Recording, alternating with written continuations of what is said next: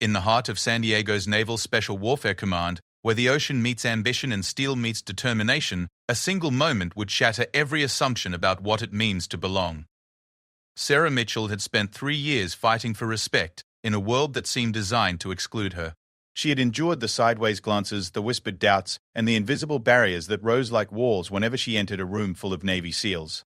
But on a sweltering Tuesday morning in July, when a training exercise went catastrophically wrong and lives hung in the balance, everything would change.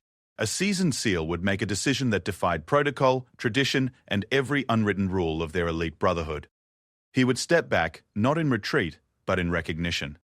And in that space he created, Sarah would prove that belonging isn't given, it's earned, one impossible moment at a time.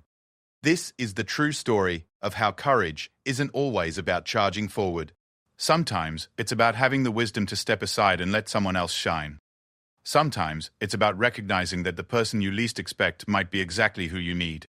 Sarah Mitchell pulled her Honda Civic into the parking lot of Naval Special Warfare Command at exactly 05:45 hours, same as she had every morning for the past 3 years. The California sun hadn't yet burned away the marine layer, and the base felt shrouded in possibility and secrets. She sat in her car for 30 seconds, watching the other vehicles arrive. Pickup trucks with faded paint and salt stains. Motorcycles that roared to life at dawn. SUVs that looked like they could climb mountains or ford rivers without breaking a sweat. Her small sedan looked out of place among them, just like she did. Sarah grabbed her gear bag and headed toward Building 164, where the Special Operations Support Activity had its offices. At 28, she had already spent 6 years in the Navy, working her way up from electronics technician to her current role as a specialist in underwater communication systems. She was good at her job, exceptional even, but that didn't seem to matter much here. The Naval Special Warfare community was a tight circle, and she had never quite found her way inside it. "Morning, Sarah," called out Chief Petty Officer Rodriguez as she badged through the security entrance. Rodriguez was one of the few people who treated her like she actually belonged there. He had served with her father in the Gulf War, back when her dad was still alive, back when Sarah thought she might follow a different path entirely. "Morning, Chief," she replied, managing a smile that felt more genuine than most. "Ready for another day in paradise?" Rodriguez chuckled. "Paradise is relative. You seen the training schedule for today? They've got the new SEAL candidates doing underwater obstacle runs. Might need your expertise if their comms go haywire down there." Sarah nodded and continued toward her office, a small space she shared with 2 other technicians.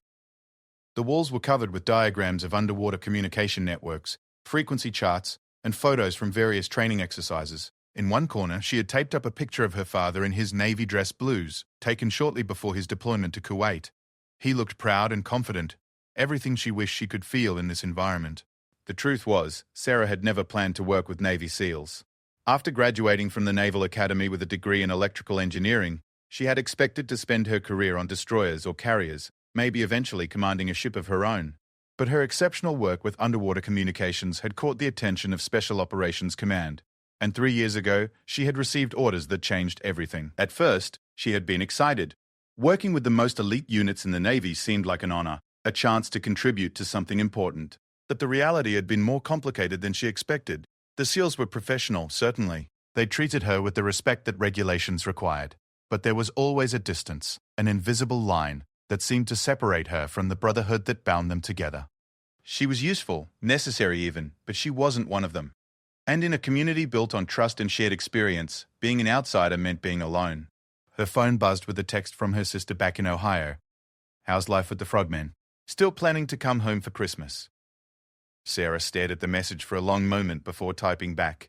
"Still here. Christmas is a maybe." The truth was, she didn't know where home was anymore. Ohio felt like a place from another life, full of people who didn't understand what she did or why it mattered. But California didn't feel like home either. It felt like a place where she was always on the outside looking in, always trying to prove she belonged. At 0700, she attended the daily briefing in the main conference room. Commander Blake, a lean man with graying hair and eyes that seemed to take in every detail, ran through the day's schedule. 12 SEAL candidates were entering their final phase of training, which meant complex exercises designed to test their limits. Today's focus would be underwater demolition and communications. "Mitchell," Commander Blake said, nodding in her direction, "we'll need you on standby for the underwater comms test. The candidates will be operating at depths up to 60 feet, and we can't afford any communication failures. Yes, sir, Sarah replied. I've already run diagnostics on all the equipment. Everything's green. As the briefing continued, Sarah found herself studying the faces around the table. There was Lieutenant Commander Marcus Thompson, a SEAL with 15 years of experience who seemed to command respect simply by entering a room. Senior Chief Petty Officer James Jimmy Kowalski, whose reputation for getting impossible things done was legendary. And sitting quietly in the corner was Chief Petty Officer David Ghost Rodriguez, no relation to the Rodriguez who had greeted her that morning, but a man whose nickname came from his ability to appear and disappear without sound. These men had been through Bud/S training together, had served in Iraq and Afghanistan together, had saved each other's lives more times than she could count. They shared a bond forged in extreme circumstances, tested under fire, strengthened by success and failure alike. Sarah had never been through Bud/S. She had never been shot at in anger or had to rely on a teammate to keep her alive. Her contributions were technical, important, but removed from the sharp edge of danger that defined their world. And while she knew her work mattered, she sometimes wondered if she would ever truly understand what it meant to be part of their brotherhood. After the briefing, she made her way to the equipment storage area to prepare for the day's exercises. The underwater communication systems were sophisticated pieces of technology designed to work in environments where traditional radios failed. She had helped design some of the latest improvements, modifications, that allowed clearer transmission at greater depths and in more challenging conditions. As she checked connections and tested frequencies, she heard footsteps behind her. She turned to find Lieutenant Commander Thompson approaching, his expression serious but not unfriendly. "Mitchell," he said, "I wanted to thank you for the work you did on the Bahrain operation last month. The intelligence report said our communications were flawless, even at depth." That made a real difference. Sarah felt a warm surge of pride. The Bahrain operation had been a real-world mission, not a training exercise. Her modifications to the communication system had been put to the test in actual operations, and they had worked exactly as designed. "Thank you, sir," she said. "It's always good to hear that the equipment performed as expected." Thompson nodded, then hesitated, as if considering whether to say more. "You know, Mitchell, I've been doing this for 15 years. I've worked with a lot of support personnel, and most of them do their job and go home. But you care about this work in a way that's different. That matters." Before Sarah could respond, Thompson's radio crackled to life. "All personnel to staging area. Exercise begins in 15 minutes.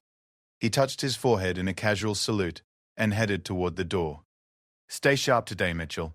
These candidates are good, but they're still learning. Your job is to make sure they don't learn the hard way." As Thompson disappeared down the corridor, Sarah felt something she hadn't experienced in a long time. Not quite belonging, not yet, but maybe the beginning of understanding. Maybe respect wasn't something that was granted automatically. Maybe it was something that had to be earned. One successful mission at a time. One perfect communication link at a time. One moment of professional excellence at a time. She finished her equipment check and headed toward the staging area, where the 12 SEAL candidates were preparing for what would be one of the most challenging exercises of their training. They looked nervous but determined, young men who had already proven themselves in countless ways but still had more to prove. Sarah understood that feeling better than they probably realized.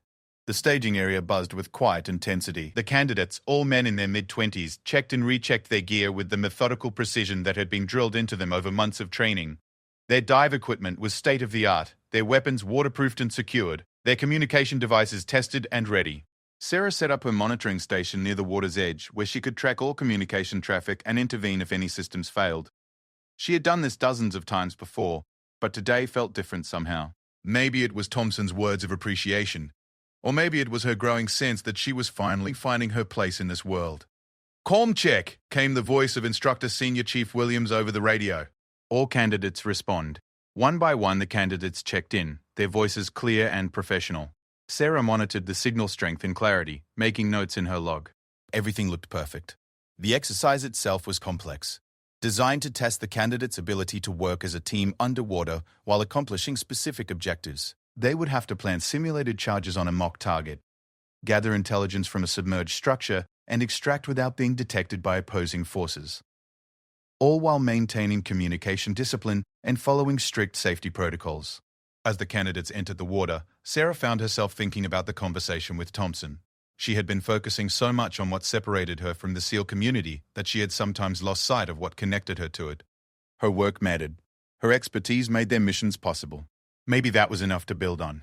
The first hour of the exercise went smoothly. The candidates moved through their objectives with growing confidence, their communication crisp and professional. Sarah monitored their progress, occasionally adjusting frequencies to maintain optimal signal strength as they moved deeper underwater. Then, at exactly 08847 hours, everything went wrong. "Control, this is Candidate 7. Came a voice over the radio, higher pitched than usual and tight with controlled panic. "We have a problem down here. Candidate 3 is in distress. Repeat, Candidate 3 is in distress." Sarah's fingers flew over her equipment as she tried to get a clearer signal. The transmission was breaking up, possibly due to depth or interference from the underwater obstacles. "Candidate 7, this is Control," Senior Chief Williams responded. "What is the nature of the distress?" Static filled the channel for several long seconds before the response came through, fragmented and difficult to understand. "Equipment, malfunction, breathing apparatus." Going to surface, Sarah felt her stomach drop. A breathing apparatus malfunction at 60 feet was potentially fatal. If the candidate couldn't make a controlled ascent, he could suffer decompression sickness or worse. "All candidates, surface immediately," Williams commanded. "Exercise is terminated. Emergency protocols are in effect." But as Sarah watched her monitors, she realized that something was seriously wrong.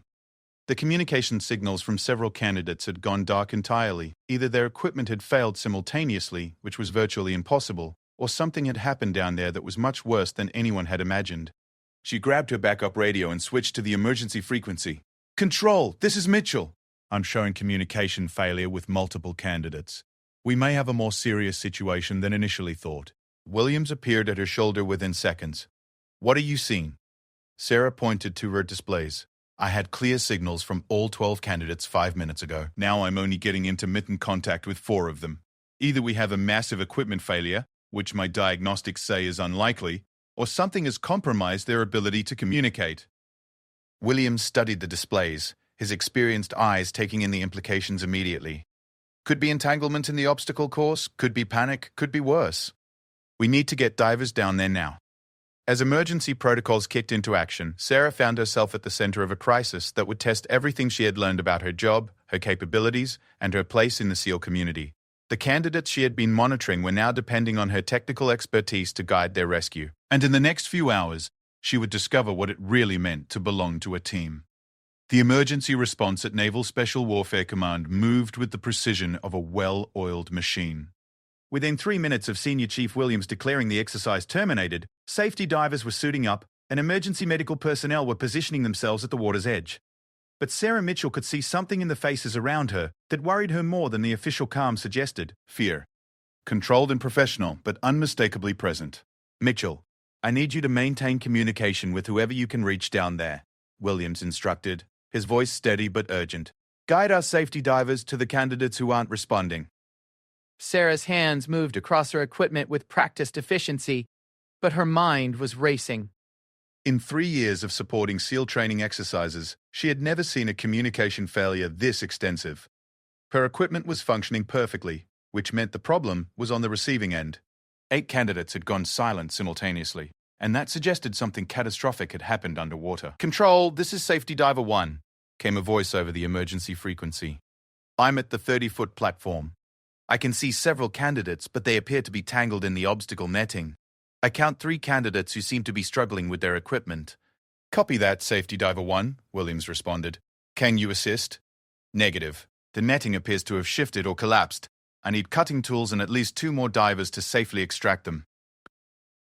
Sarah felt her pulse quicken. The underwater obstacle course was designed to challenge the candidates, but it was also supposed to be completely safe. The netting system was regularly inspected and maintained. For it to shift or collapse suggested either a structural failure or something else entirely. "Control, this is Candidate 7, came the voice that had first reported the emergency. His transmission was clearer now that he was closer to the surface. "I've got eyes on Candidate 3. He's unconscious but breathing. His breathing apparatus malfunctioned and he got tangled trying to surface. I need immediate assistance." Sarah switched to a private channel and keyed her radio. "Candidate 7, this is Comms Control. Can you tell me exactly what happened down there?" I need to understand why so many communication systems failed simultaneously. There was a pause before the response came. Ma'am, I think there was an explosion. Not a big one, but something that created a pressure wave. It happened right after we planted the training charges on the target. The whole structure shifted, and the netting came down on top of us. Sarah's blood went cold. The training charges were supposed to be completely inert, designed to simulate the placement of real explosives without any actual detonation. If one of them had somehow gone live, it could explain everything. The communication failures, the structural collapse, the chaos underwater. She immediately switched back to the command frequency. Senior Chief Williams, I need to speak with you privately. Emergency priority. Williams appeared at her station within seconds, his face grim. What do you have, Mitchell? Sir, Candidate 7 reports there was an explosion underwater. If one of the training charges malfunctioned and actually detonated, that could explain the communication failures and the structural damage. Williams's expression darkened. Are you certain? No, sir. But it's consistent with what I'm seeing. Multiple simultaneous equipment failures, structural collapse, and candidates reporting a pressure wave. We need to assume this is more than just a training accident. Williams grabbed his radio. All personnel, this is Senior Chief Williams. We are upgrading this incident to a potential explosive emergency. I want EOD on site immediately, and I want a full accounting of all training charges used in this exercise. As the emergency response escalated around them, Sarah found herself thinking about the candidates still trapped underwater. Young men who had endured months of the most demanding training in the world, only to find themselves in genuine peril during what should have been a routine exercise. They were depending on the safety protocols and the expertise of the support personnel to get them out alive. They were depending on her. Control, this is Safety Diver 2. Came a new voice over the radio. I've reached the main obstacle area. The situation is worse than initially reported. I count 6 candidates tangled in collapsed netting, and the underwater structure has partially collapsed. I need a complete cutting team down here, and I need it now. Sarah studied her communication displays, trying to make sense of the scattered signals she was receiving. Most of the candidates' equipment was damaged, but not destroyed, which suggested the explosion had been relatively small. But even a small underwater explosion could be deadly in the confined space of the training area. Safety Diver 2, this is comms control, Sarah transmitted. I'm going to try to boost the signal strength on the emergency frequency. Can you pass word to any conscious candidates that they should switch to emergency channel 7? Copy that, comms control. Switching now. Sarah's fingers flew over her equipment as she reconfigured the communication array to focus maximum power on the emergency frequency. She had never attempted this modification under actual emergency conditions, but the theory was sound. By concentrating all available transmission power on a single frequency, she could potentially reach candidates whose equipment was damaged but not completely destroyed. This is Candidate 9, came a weak but clear voice over the boosted frequency. I'm trapped under netting near the target structure. I can see 2 other candidates who appear to be unconscious. My breathing apparatus is functioning, but I can't move. Candidate 9, this is comms control, Sarah responded. Help is on the way. Can you tell me about the other candidates you can see? Are they breathing? Affirmative on both candidates. They're breathing but unresponsive. I think they hit their heads when the structure collapsed. Sarah felt a mixture of relief and continued worry. The candidates were alive, but head injuries underwater could be incredibly dangerous. Even if they regained consciousness, disorientation at depth could lead to panic and potentially fatal mistakes. Senior Chief, Sarah called out to Williams, who was coordinating the expanding rescue effort. I've got contact with Candidate 9. He reports 2 unconscious candidates near the target structure, both breathing but potentially head injured. Williams nodded grimly. Medical team is standing by. How long until we can get them all out of there? Safety Diver Team Leader, this is Control. Williams transmitted. What's your assessment on extraction time? Control, this is Team Leader, came the response. We need at least 20 more minutes to safely cut through the netting and extract all candidates. The structural damage is extensive, and we can't risk further collapse. 20 minutes. Sarah realized that for some of the candidates, 20 minutes might be too long. If their breathing apparatus was damaged or if they panicked while trapped, 20 minutes could mean the difference between rescue and tragedy. Senior Chief, Sarah said, an idea forming in her mind. What if I went down there? Williams turned to stare at her. Excuse me? I'm dive certified, and I know these communication systems better than anyone. If I could get down to the candidates with damaged equipment, I might be able to jury-rig temporary communication links. That would give the safety divers better information about who needs help most urgently. Absolutely not, Williams said firmly. You're support personnel, not a rescue diver. I'm not putting another person at risk. But before Sarah could respond, Lieutenant Commander Thompson appeared at her station. He had been monitoring the situation from the command post, and his face showed the strain of the unfolding emergency. "What's Mitchell proposing?" he asked Williams. "She wants to dive down to assist with communications," Williams replied. "I've already told her no." Thompson studied Sarah for a moment, his experienced eyes taking her measure. "Mitchell, what exactly could you do down there that our safety divers can't?" "Sir, the safety divers are focused on physical rescue. They don't have the technical expertise to repair or jury-rig communication equipment underwater. If I could reach the candidates with damaged radios, I could potentially establish communication links that would help coordinate the rescue more effectively." "And you're qualified for this kind of dive?" "Yes, sir. I'm certified for dives up to 100 feet, and I've done emergency repair work underwater before. Not in a situation like this, but I know the equipment and I know the procedures." Thompson was quiet for a long moment, considering the options. Around them the rescue effort continued. But Sarah could sense the growing urgency. Every minute that passed increased the risk to the trapped candidates. "The candidates down there are running out of time," Sarah continued. "If I can help get them out faster, shouldn't we consider every option?" Thompson looked at Williams, then back at Sarah. "What would you need?" "Emergency dive gear, a waterproof toolkit, and a safety diver to accompany me. I'm not proposing to go alone." Williams shook his head. "This is not protocol. We don't send support personnel into emergency situations." "Senior Chief," Thompson said quietly, "sometimes protocol isn't enough. Mitchell, you understand that if you go down there, you're not just responsible for communications anymore. You could be putting yourself in the same danger as the candidates we're trying to rescue." Sarah thought about the candidates trapped underwater, young men who had dedicated themselves to becoming Navy SEALs, who trusted that the people supporting their training would do everything possible to keep them safe. She thought about her father and what he would have done in this situation. She thought about her 3 years of feeling like an outsider, and whether this moment might be the chance to prove that belonging wasn't about where you came from or what training you had completed. "I understand, sir," she said, "but those candidates are depending on all of us to get them out safely. If I can help make that happen, then I need to try." Thompson nodded slowly. "Get her suited up," he told Williams, "and get me our best safety diver to accompany her. If we're going to do this, we're going to do it right." As Williams moved away to arrange the dive gear, Thompson turned back to Sarah. "Mitchell, in 15 years of doing this job, I've learned that courage isn't always about charging into danger. Sometimes it's about having the wisdom to step back and let someone else handle the situation.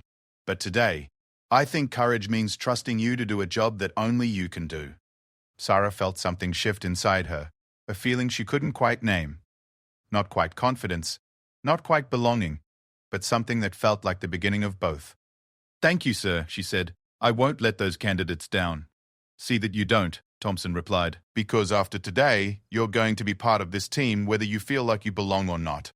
As Sarah began suiting up for the most important dive of her life, she realized that sometimes belonging wasn't something that was granted or earned. Sometimes it was something that was forged in the crucible of impossible circumstances, when everything went wrong and the only choice was to trust each other completely. In 20 minutes, she would find out whether she was ready for that kind of trust. The emergency dive gear felt heavier than Sarah Mitchell remembered, but perhaps that was because she had never worn it under circumstances like these. As she adjusted the straps on her buoyancy control device and checked her air supply, she could feel the eyes of the entire rescue team on her. Some looked skeptical, others concerned, but most simply looked desperate for any solution that might get their trapped candidates out of the water alive. Chief Petty Officer David Ghost Rodriguez had been assigned as her dive partner, a choice that surprised her until she realized its wisdom. Ghost was known for his ability to remain calm under pressure and to adapt quickly to unexpected situations. If anyone could keep her safe while she attempted something that had never been tried before, it would be him. "Listen carefully," Ghost said as they performed their final equipment checks. "Down there, everything is going to look different from what you expect. The collapsed netting, the damaged structure, the limited visibility, it's going to be confusing. Stay close to me, follow my lead on navigation, and don't try to be a hero. Your job is communications, mine is keeping you alive." Sarah nodded. trying to project confidence she didn't entirely feel. Understood. How long do you think we have? The safety divers report that most of the candidates are stable for now, but we don't know how long that will last. I'd like to be in and out in 15 minutes, but we take whatever time we need to do this safely. Teenage Chief Williams approached them for a final briefing. Mitchell, your primary objective is to establish communication with the candidates who aren't responding. Secondary objective is to assess their condition and relay that information to the rescue team. Do not, under any circumstances, attempt physical rescue operations. That's what the safety divers are for. Yes, sir, Sarah replied. I understand my role. Williams turned to Ghost. Rodriguez, she's your responsibility down there. I don't care what she wants to do or how urgent the situation becomes. She comes back up alive and in one piece. Roger that, Senior Chief, Ghost replied. She'll be fine. As they approached the water's edge, Sarah could see the safety divers already in the water, their positions marked by floating buoys. The rescue operation was proceeding methodically, but she could sense the underlying urgency. Every minute that passed increased the risk of complications, and everyone involved knew it. Remember, Ghost said as they prepared to enter the water, underwater communication is different from surface communication. Sound travels differently, distances are deceptive, and everything takes longer than you expect. Don't rush, don't panic, and trust your training. Sarah thought about her father as she put on her diving mask. He had always told her that the most important thing about being in the Navy wasn't the ships or the equipment or the ceremonies. It was the knowledge that when everything went wrong, the person next to you would do whatever it took to bring you home safely. Today, she was going to find out what that really meant. The water was colder than she expected, even through the neoprene wetsuit. As they descended, the familiar pressure of depth pressed against her ears, and she equalized automatically. At 20 feet, the sunlight began to fade, replaced by the artificial illumination of their diving lights. At 40 feet, the underwater obstacle course came into view, and Sarah gasped involuntarily at what she saw. The training structure that should have been a series of organized obstacles now looked like a war zone. Metal framework was twisted and partially collapsed. The protective netting that was supposed to guide candidates safely through the course had torn loose and now hung in the water like a massive, deadly spiderweb.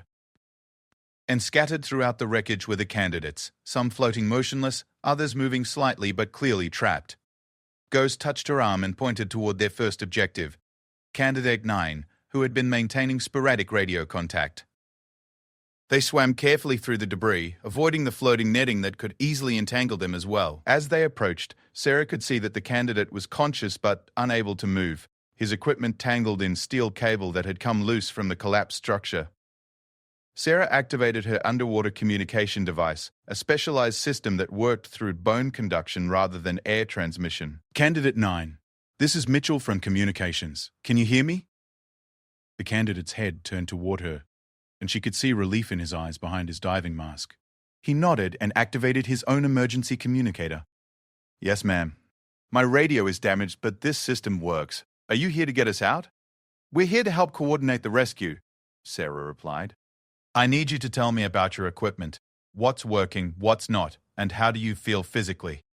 As the candidate reported his status, Sarah examined his communication gear. The main radio had been damaged by debris, but the backup systems were intact. With some quick rewiring, she could potentially restore his ability to communicate with the surface rescue team. Ghost floated nearby, watching for any signs of danger while Sarah worked. The emergency repair took longer than she expected underwater. Everything was more difficult, but within 10 minutes, she had jury-rigged a communication link that would allow Candidate 9 to talk directly to Senior Chief Williams on the surface. Test transmission, she instructed. Call topside and report your status. Control, this is Candidate 9, came the clear transmission. Comms are restored. I'm trapped but stable. I can see Candidates 4 and 11. Both appear unconscious but breathing regularly. On the surface, Williams responded immediately. Roger, Candidate 9, help is on the way. Stay calm and keep us updated on any changes. Sarah felt a surge of satisfaction. The repair had worked perfectly, but as she looked around at the other trapped candidates, she realized that her work was just beginning. Ghost pointed toward their next objective, Candidate 4. One of the unconscious candidates that Candidate 9 had mentioned. Swimming carefully through the debris, they approached a scene that made Sarah's heart race. The candidate was floating upside down, held in place by netting wrapped around his legs. His breathing apparatus was functioning, but his position could lead to dangerous complications if he regained consciousness and panicked. I can fix his radio, Sarah told Ghost through the bone conduction communicator. but we need to get him right side up first. Ghost nodded and carefully began untangling the netting while Sarah examined the candidate's communication equipment. Like the previous case, the main radio was damaged but repairable. However, this repair was more complex, requiring her to reroute several circuits while floating in 40 feet of water. As she worked, Sarah became aware of movement nearby. Another safety diver had arrived and was working to free Candidate 11 from a different section of collapsed netting. The rescue operation was proceeding on multiple fronts, but she could sense the mounting urgency. Some of the candidates had been underwater for nearly an hour, and even with functioning breathing apparatus, the stress and cold were taking their toll. "Control, this is Safety Diver 3, came a transmission over the emergency frequency. "I've got Candidate 2 freed from the debris, but he's showing signs of nitrogen narcosis. I need to get him to the surface immediately." Nitrogen narcosis was a dangerous condition that could affect divers at depth, causing confusion and poor judgment that could lead to fatal mistakes.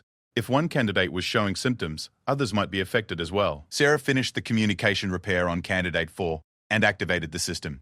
"Candidate 4, this is Mitchell. If you can hear me, key your transmitter twice."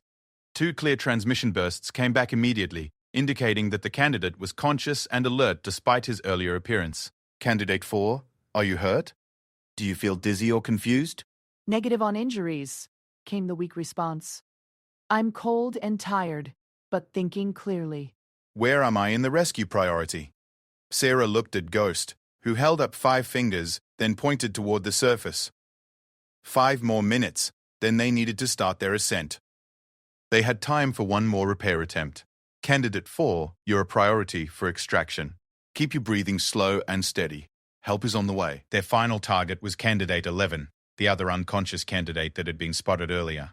As they approached his position, Sarah realized this case would be different from the others. The candidate was trapped deeper in the wreckage, and his communication equipment appeared to be completely destroyed. "I can't fix what isn't there," she told Ghost as they examined the situation, "but maybe I can give him one of my backup units." Sarah carried 2 emergency communication devices as standard procedure. She had never given one to someone else underwater, but the principle was sound. If she could fit the device to Candidate 11's gear, he would have basic communication capability even without his damaged primary radio. Working quickly, she attached the backup device to the candidate's equipment harness and tested the connection. To her relief, the system activated immediately. But unlike the previous candidates, Candidate 11 didn't respond to her initial transmission. "Ghost, I think he's unconscious," Sarah reported. "The communication device is working, but he's not responding." Ghost swam closer and checked the candidate's vital signs. After a moment, he activated his own communicator. "He's breathing normally but completely unresponsive. This one needs immediate medical attention. Control, this is Ghost." He transmitted to the surface. "We have an unconscious candidate who needs priority extraction. Candidate 11, position marked by our lights." "Roger, Ghost," came Williams' response. "Priority extraction team is en route to your position. Begin your ascent." As they started swimming toward the surface, Sarah felt a complex mix of emotions. Relief that the communication repairs had been successful, pride that she had been able to help coordinate the rescue effort, but also worry about the candidates they were leaving behind and uncertainty about whether her efforts had made enough of a difference. At 20 feet, they paused for a decompression stop, a standard safety procedure after working at depth. As they floated in the blue water, Ghost turned to her with an expression she couldn't quite read. "Mitchell," he said through the bone conduction communicator. "I've been doing this job for 12 years. I've worked with a lot of people, and most of them would never have attempted what you just did." "It was just communications repair," Sarah replied. "Nothing heroic." "No," Ghost said quietly. "It was exactly heroic. You went into a dangerous situation to help people you barely know using skills that most people don't have, under conditions that would terrify most divers. That's exactly what heroic means." As they completed their ascent and broke the surface of the water, Sarah could see the extensive rescue operation spread across the training area. Medical personnel were treating candidates as they were extracted, safety divers continued working to free those still trapped, and the command staff coordinated the complex effort from multiple positions. But what struck her most was the way people looked at her as she climbed out of the water. Not with skepticism or polite tolerance, but with something that looked very much like respect. And for the first time in 3 years, Sarah Mitchell began to understand what it might feel like to belong to a team that would trust her with their lives. The rescue operation was far from over, but something fundamental had changed. She was no longer just the communications specialist who happened to work with Navy SEALs. She was someone who had proven herself when it mattered most, someone who could be counted on when everything went wrong. She was, finally, part of the team. The rescue operation had been running for over 2 hours when Lieutenant Commander Marcus Thompson made the decision that would define the rest of Sarah Mitchell's career. Standing at the command post overlooking the training area, he watched as the last 3 candidates were finally extracted from the underwater wreckage. All 12 were alive, though 3 required immediate medical attention for injuries sustained in the collapse. Sarah sat on an equipment crate nearby, still wearing her diving gear, a towel draped over her shoulders as she completed her after-action report. Her hands were steady as she wrote, but Thompson could see the exhaustion in her eyes. She had made 4 separate dives, spending nearly an hour underwater in total, successfully restoring communications with 7 of the trapped candidates. Mitchell! Thompson called out, approaching her position. "How are you feeling?" "Tired, sir," she admitted, looking up from her paperwork. "But good. All the candidates are out safely, and that's what matters." Thompson nodded, but his expression remained serious. "We need to talk about what happened down there. Both the accident and your response to it." Senior Chief Williams joined them, carrying a preliminary report from the explosive ordnance disposal team that had investigated the cause of the collapse. His face was grim as he handed the document to Thompson. "The EOD report confirms what we suspected," Williams said. "One of the training charges malfunctioned. It wasn't supposed to be possible, but somehow a live explosive was mixed in with the inert training devices. When it detonated, it created a pressure wave that destabilized the entire obstacle structure."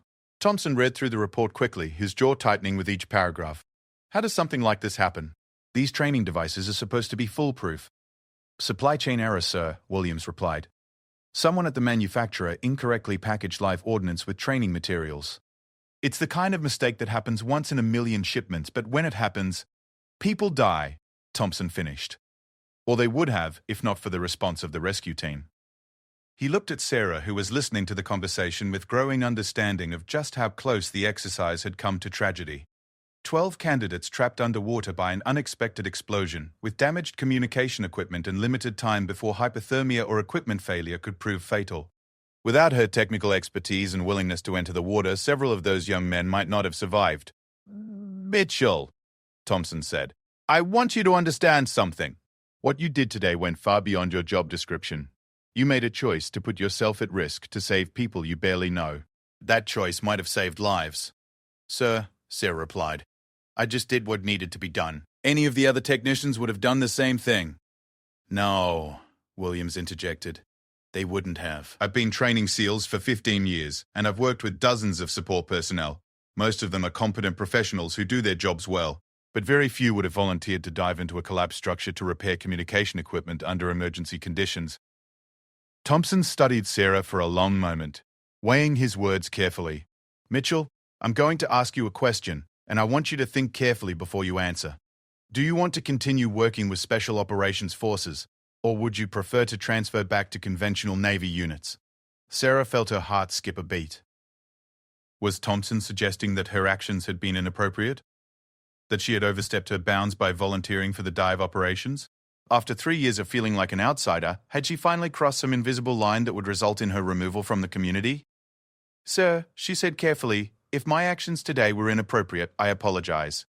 I was trying to help save the candidates, not cause additional problems."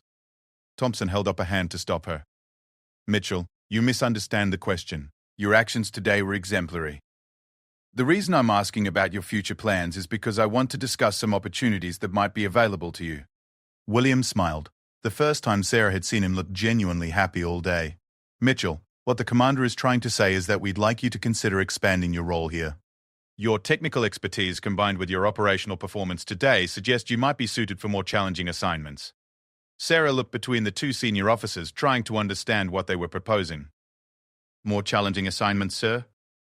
"The naval special warfare community has a need for technical specialists who can operate in dangerous environments," Thompson explained. "People who understand both the technology and the operational requirements. Today you proved that you can function effectively under pressure in life-threatening situations. That's a rare combination of skills." Williams pulled out a folder from his briefcase.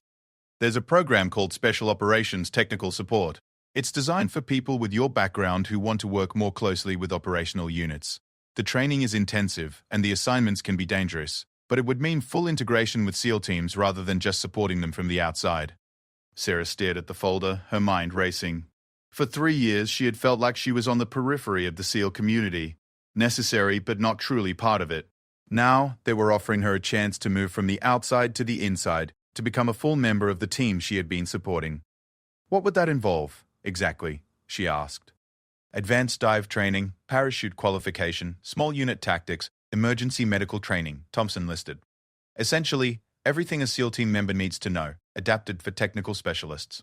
The idea is to create support personnel who can deploy with operational teams and function as full team members. It's not an easy program, Williams added. The washout rate is about 60%. But for those who complete it, it means full acceptance into the special operations community. No more questions about whether you belong. Sarah thought about her father and what he would have said about an opportunity like this. She thought about the candidates she had helped rescue that morning and how it had felt to be truly useful in a life-threatening situation. She thought about her 3 years of wondering whether she would ever really fit into this world. How long do I have to decide? She asked. The next program starts in 6 weeks, Thompson replied. I know it's a big decision, and I don't want you to rush into it. Talk to your family. Think about what you want your career to look like, and let me know. But even as he spoke, Sarah realized that she had already made her decision. The moment she had volunteered to dive into the collapsed obstacle course, she had chosen to fully commit to this community. Everything since then had just been confirmation of a choice she had already made. Sir, she said, I don't need 6 weeks to decide. If you think I'm qualified for the program, I'd like to apply immediately. Thompson and Williams exchanged glances. Mitchell, Thompson said, are you certain? This program will change your entire career trajectory. Once you're in, there's no going back to conventional Navy assignments. I'm certain, sir, Sarah replied without hesitation. Today showed me what it means to be part of a team that trusts each other completely. I want to be worthy of that trust in every situation, not just during emergencies. Williams nodded approvingly. I'll submit your application tomorrow. But I want you to understand one thing, Mitchell. The fact that we're offering you this opportunity doesn't mean the training will be easier for you. If anything, you'll be held to a higher standard because you've already proven yourself under fire. I wouldn't want it any other way, Senior Chief, Sarah said. As the three of them sat in the fading afternoon light, watching the cleanup crews dismantle the damaged training equipment, Sarah felt something she had never experienced before in her Navy career. Complete certainty about her path forward, total confidence in her ability to meet whatever challenges lay ahead, and absolute conviction that she had found where she belonged. There's one more thing, Thompson said after a long pause. The candidates you helped rescue today asked if they could speak with you before they're released from medical. Apparently they want to thank you personally. Sarah felt a warm surge of emotion. I'd like that, sir. They also asked if you'd be willing to attend their graduation ceremony when they complete training. According to Chief Rodriguez, they've decided to dedicate their class to the people who saved their lives today. It would be an honor, Sarah replied. As they prepared to leave the training area, Thompson turned back to Sarah one final time. Mitchell, I want you to know that what you did today will become part of SEAL training law. Years from now, candidates will hear the story about the communications technician who dove into a collapsed obstacle course to save their predecessors. It will remind them that being part of this community isn't about what rate you hold or what training you've completed. It's about being willing to risk everything for the people who depend on you. Sarah looked out over the water where, just hours earlier, 12 young men had nearly lost their lives in a training accident that should never have happened. She thought about the moment when Senior Chief Williams had told her that sending support personnel into emergency situations wasn't protocol, and how Lieutenant Commander Thompson had overruled that decision. Sometimes, she realized, the most important moments in your career happened when someone senior enough to take responsibility decided that protocol wasn't sufficient. When they looked at a situation and decided that the person who could best help might not be the person who was supposed to help, according to regulations. Thompson had stepped back from protocol and let her step forward into danger. That decision had saved lives and changed her entire future. It had also demonstrated something about leadership that she would remember for the rest of her career. True leadership wasn't always about charging ahead or taking control. Sometimes it was about recognizing when someone else was the right person for the job and having the courage to let them do it, even when it went against conventional wisdom. As Sarah Mitchell walked away from the training area that evening, she carried with her not just the satisfaction of a successful rescue, but a deeper understanding of what it meant to be part of a team that trusted each other completely. In 6 weeks, she would begin the most challenging training of her life, but she was ready for it, because she finally knew who she was and where she belonged. She belonged with the people who were willing to risk everything to bring each other home safely, and tomorrow she would begin proving that she was worthy of their trust. 18 months later, Chief Petty Officer Sarah Mitchell stood on the deck of USS Hampton, a Los Angeles-class submarine, as it approached the coast of Syria under cover of darkness. The mission briefing had been classified at the highest levels, but Sarah knew her role: ensure continuous underwater communication between the SEAL insertion team and command elements during a hostage rescue operation. She was no longer the outsider looking in. The Special Operations Technical Support Program had transformed her from a support specialist into a fully qualified member of SEAL Team 7. She had completed advanced dive training in the frigid waters off Alaska, parachute qualification at Fort Benning, small unit tactics training at Camp Pendleton, and emergency medical training that qualified her as a Special Operations combat medic. But more than the technical skills, the program had given her something she had spent years searching for: absolute confidence that she belonged exactly where she was. "Mitchell!" called Lieutenant Commander Thompson, who had been promoted and now served as the mission commander for tonight's operation. "How are our communications looking?" "All systems green, sir," Sarah replied, checking her equipment one final time. "We'll have continuous contact with the submarine, the support aircraft, and higher command throughout the operation." Thompson nodded, but Sarah could see something in his expression that reminded her of the day she had volunteered to dive into the collapsed training obstacle. A mixture of confidence and concern that came from knowing that the people under his command were about to risk their lives in a dangerous operation. "Sarah," he said, using her first name in a way that would have been unthinkable 18 months earlier. "You know this isn't going to be like the training exercises. Once we're in there, if something goes wrong with the communications, you're going to be the only person who can fix it." "I understand, sir," she replied. "That's why I'm here." The hostage situation had developed rapidly over the previous week.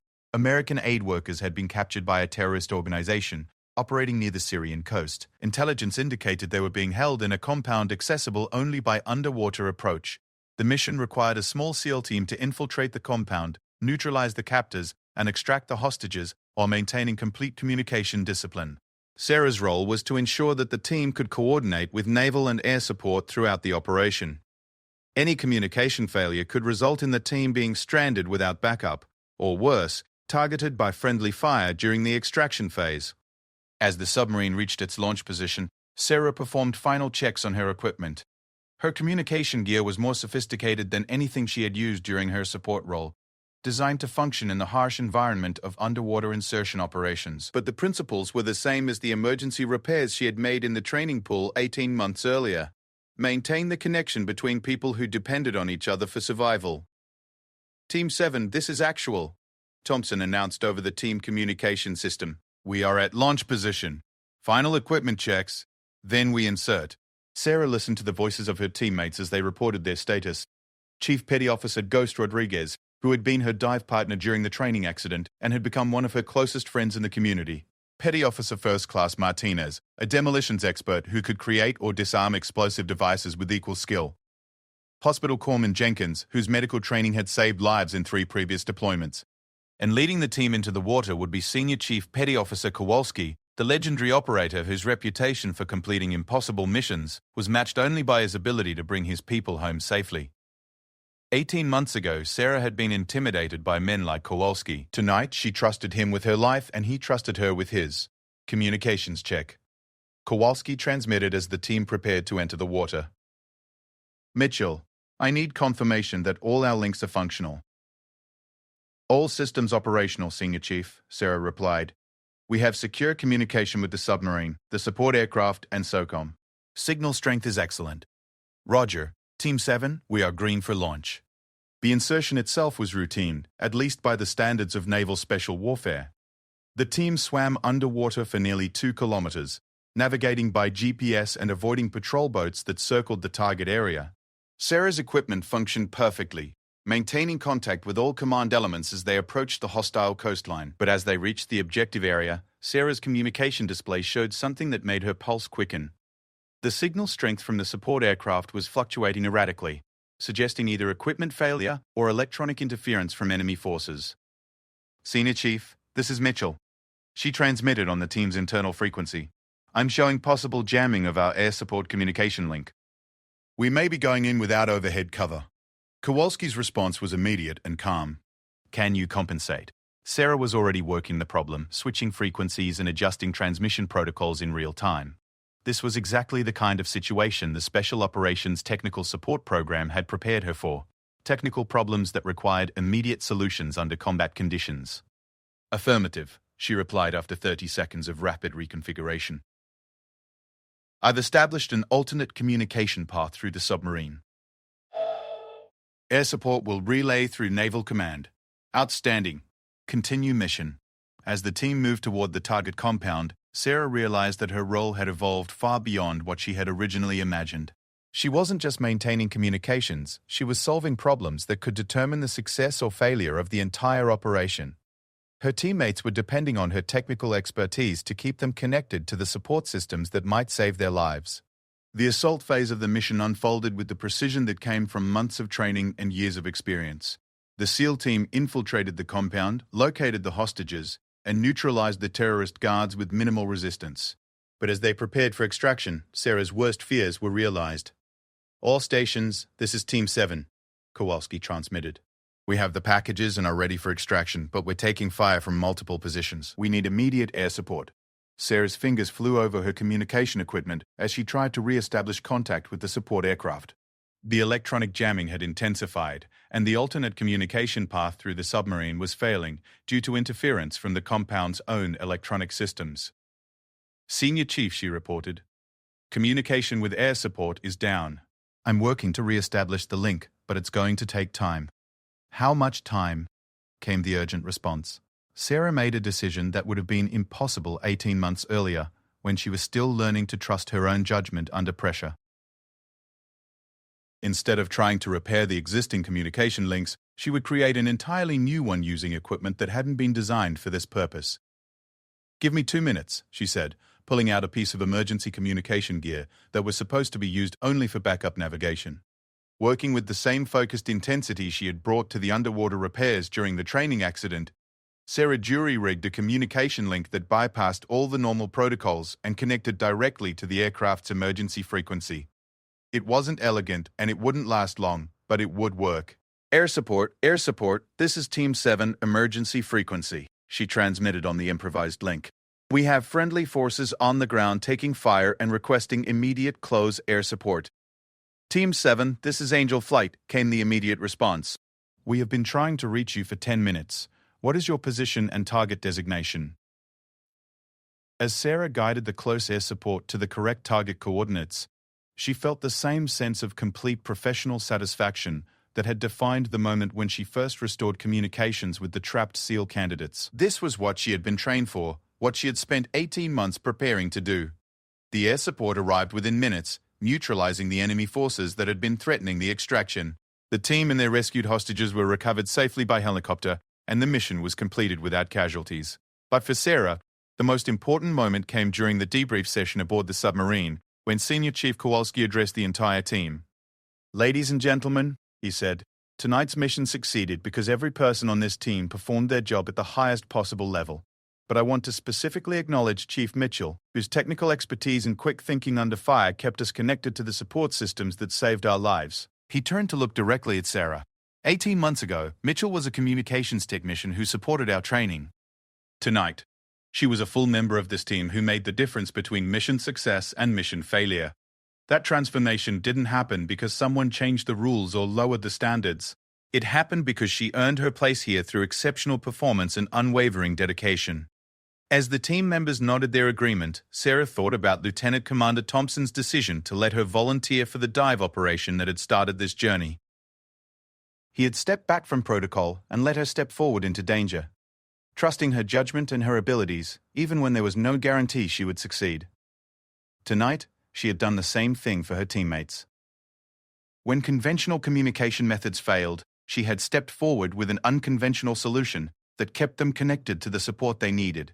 She had proven that the trust Thompson had placed in her was justified, and that she was worthy of the trust her teammates placed in her every day. After the debrief, Sarah found herself alone on the submarine's deck, looking out at the Mediterranean Sea under a canopy of stars. Thompson approached and stood beside her in comfortable silence for several minutes before speaking. "You know," he said finally, "the day of the training accident, when I made the decision to let you volunteer for the dive operation, I wasn't entirely sure it was the right choice. You were technically qualified, and you clearly wanted to help. But I was taking a risk with someone who hadn't been tested under those kinds of conditions." "Do you regret the decision, sir?" Sarah asked. "Not for a moment," Thompson replied immediately. But I learned something important that day about leadership. Sometimes the best thing you can do for someone is to step back and give them the space to prove what they're capable of. "Sometimes trust has to come before proof, not after." Sarah nodded, understanding exactly what he meant. "And sometimes the person who can best handle a situation isn't the person who's supposed to handle it according to the manual." "Exactly," Thompson said. "Tonight, when those communication links failed, you could have followed standard procedures and tried to restore the original systems. Instead, you created something entirely new. That's not just technical competence, Sarah. That's leadership." As they stood in the darkness, Sarah realized that her journey from outsider to team member was finally complete. She had earned her place in the SEAL community not by changing who she was, but by becoming the best version of herself. She had learned that belonging wasn't about fitting into someone else's definition of what a team member should be. It was about bringing your own unique strengths to serve the mission and the people who depended on you. "Sir," she said, "thank you for giving me the chance to prove myself, not just tonight, but 18 months ago when you could have easily said no." Thompson smiled. "Sarah, I didn't give you anything. I just recognized what was already there and made sure you had the opportunity to show everyone else. The courage, the competence, the dedication, that was all you." As the submarine began its journey back to port, Sarah Mitchell knew that she had found exactly where she belonged, not because someone had made room for her, but because she had earned her place through service, sacrifice, and the unwavering determination to be worthy of her teammates' trust. She had learned that sometimes the most important thing a leader can do is step back and let someone else step forward. And she had proven that, when given that opportunity, she would never let her team down. The girl who had felt like an outsider for 3 years had become the woman her teammates trusted with their lives, and that transformation had happened not in spite of the challenges she had faced, but because of them. Sarah Mitchell had found her home in the brotherhood of warriors who understood that trust, once earned, was the foundation of everything that mattered.